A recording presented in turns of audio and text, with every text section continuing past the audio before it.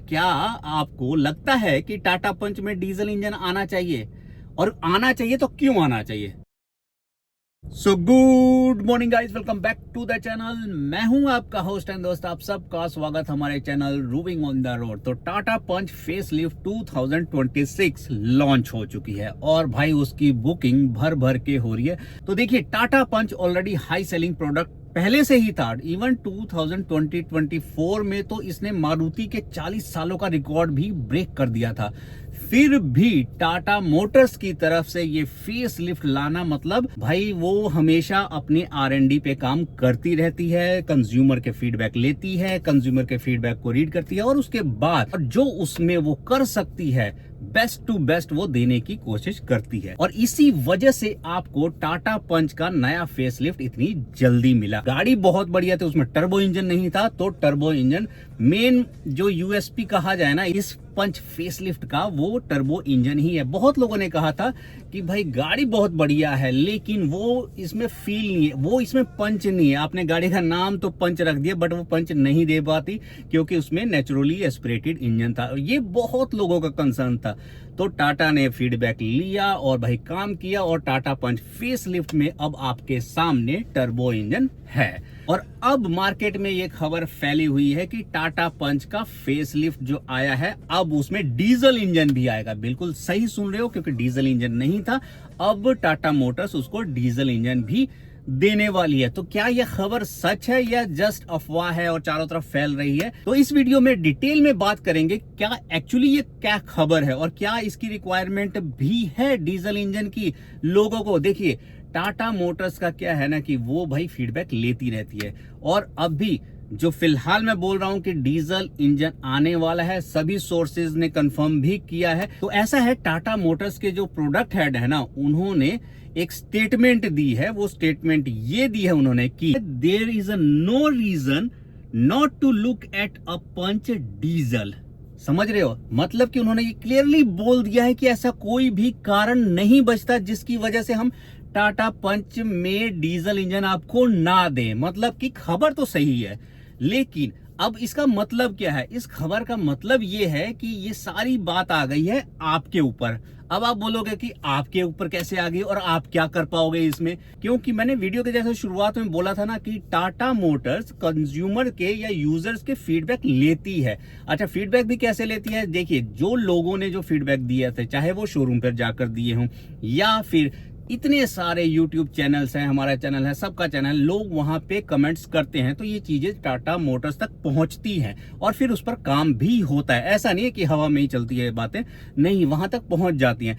तो अब ये टाटा मोटर्स की तरफ से आया है कि अगर कंज्यूमर को नीड है तो हम रेडी हैं, हमारे पास सारी चीजें हैं टाटा पंच में डीजल इंजन देने के लिए। तो आपको ये समझना जरूरी है कि अगर टाटा पंच में डीजल इंजन चाहिए तो टाटा मोटर्स को कुछ भी ज्यादा करने की जरूरत है ही नहीं। देखिए, टाटा मोटर्स के पास एल्ट्रोज डीजल ऑलरेडी है, ठीक है, और टाटा पंच, जो टाटा पंच का प्लेटफॉर्म है ना वो अल्ट्रोज वाला ही प्लेटफॉर्म है। दोनों का प्लेटफॉर्म अल्फा है, यानी कि जो टाटा अल्ट्रोज का प्लेटफॉर्म है वो अल्फा पे बेस्ड है और अपनी पंच का भी प्लेटफॉर्म अल्फा बेस्ड है। यानी कि प्लेटफॉर्म में तो कोई दिक्कत है ही नहीं। तो अगर पंच में ऑलरेडी वो टर्बो दे चुकी है तो डीजल इंजन लगाने में उनको कोई भी प्रॉब्लम नहीं है। डीजल इंजन भी ऑलरेडी अवेलेबल है। अब वो क्यों नहीं लगा रही, मुद्दा ये है कि भाई अभी तो लॉन्चिंग करी थी तो दे सकती थी ना बड़े आराम से, बट उन्होंने नहीं दिया। यहां पर टाटा मोटर्स ने बड़ा सेफ खेला है। देखिए, अगर वो डीजल इंजन दे देती अभी बिना लोगों के फीडबैक लिए तो पता क्या होता, या तो वो सेल बूम हो जाती या बिल्कुल ही डाउन हो जाती। बूम होने के चांसेस भी थे, डाउन होने के, लेकिन नेगेटिव को वो थोड़ा कंसर्न में रखते हुए कि भाई अगर हमने दे दिया और सेल ना हुई तो क्या होगा। और दूसरा, अगर तो सेल नहीं हुई वो दिक्कत है, सेल होगी तो फिर वो अपनी ही गाड़ियों को खा जाएगी भाई, वो अल्ट्रोज की सेल खत्म कर देगी। ऊपर से टाटा नेक्सॉन का जो डीजल है उसको भी खा जाएगी भाई। अगर कम प्राइस में आपको डीजल इंजन पंच में मिल जाएगा तो कौन ही फिर नेक्सॉन लेगा? तो इन चीजों को भी ध्यान में रखते हुए टाटा मोटर्स ने अभी होल्ड पे किया हुआ है। अच्छा, वो स्टेटमेंट देने का मतलब यही है कि आप लोगों की तरफ से अगर ज्यादा फीडबैक गए, उनको फीडबैक पॉजिटिव मिले कि हाँ बहुत लोगों की डिमांड है कि इसमें डीजल इंजन आना चाहिए, तो डेफिनेटली टाटा पंच रेडी है। इसीलिए ये स्टेटमेंट आया है कि हम रेडी हैं, अब लोग बताएं, अगर उनको जरूरत है तो हम डिलीवर करने के लिए तैयार हैं। लेकिन खास बात, क्या आपको जरूरत है? देखिए, टाटा पंच में अब फिलहाल टर्बो इंजन आ गया है, डीजल इंजन भी आएगा तो उसके आसपास की पावर मतलब आपको देगा। तो पावर वाइज तो आपको अभी भी कोई दिक्कत नहीं है, आप पे कर रहे हो। टर्बो, पेट्रोल टर्बो में आपको वो पावर मिल जाती है जो कि आपको डीजल में मिलेगी। तो पावर वाइज आप पहुंच गए बिल्कुल डीजल के पास।